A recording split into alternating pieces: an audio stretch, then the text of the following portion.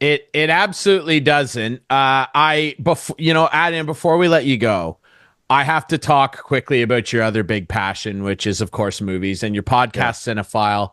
It's so good. Like you Thank mentioned, you, you've been man. able to do some incredible stuff with it. We all love movies. I'd love for you to just rattle off for me if you can. Not necessarily the best three movies you've ever seen, because Sure. we could talk about that forever. I'm talking, it's a rainy Sunday afternoon. You're stuck inside. Comfort go-to movies. Your top three, go. So Goodfellas is the most rewatchable movie ever. It's the only movie I Yes. remember seeing it when I was 13 years old, living in Morven, Ontario. And I think it's the only movie that makes you want to be a gangster and then be repulsed by the idea because you're so entranced by it. Scorsese makes it so alluring. Look, he's got all these suits, he's got all this money, he's got all these girls, and then the final 30 minutes when Henry Hill's, dreaming of helicopters chasing him. He's all spacing on cocaine. You go, oh my God, what a horrifying existence this is. He's stuck with spaghetti noodles and marinara sauce, lives a life like a schnook.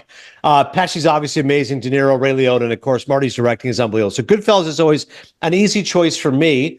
I love, Taxi Driver. I love Raging Bull.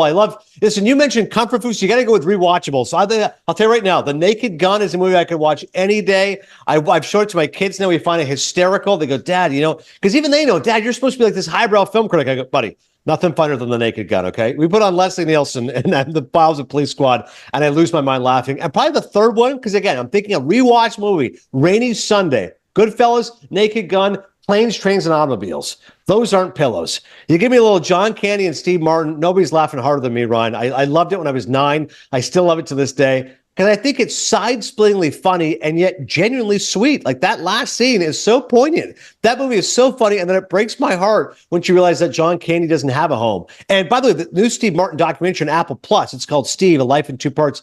He tells the story that John Candy actually has a much longer monologue, and they filmed it. And he goes, it was amazing. It was a page and a half of dialogue. He goes, I was crying hearing John recite it. In the movie, it's only 2 lines. It's just, I don't have a home. Marine's been dead for 8 years. And he goes, it was such a testament to John Candy's talent. He goes, I wish you could see how great he was in delivery. If you look it up, by the way, after this interview, look up Planes, Trains, and Automobiles final scene. You'll see the full monologue Del Griffith gives. Reading it, I almost got choked up. So there's my 3 for you. Goodfellas, The Naked Gun, and Planes, Trains, and Automobiles.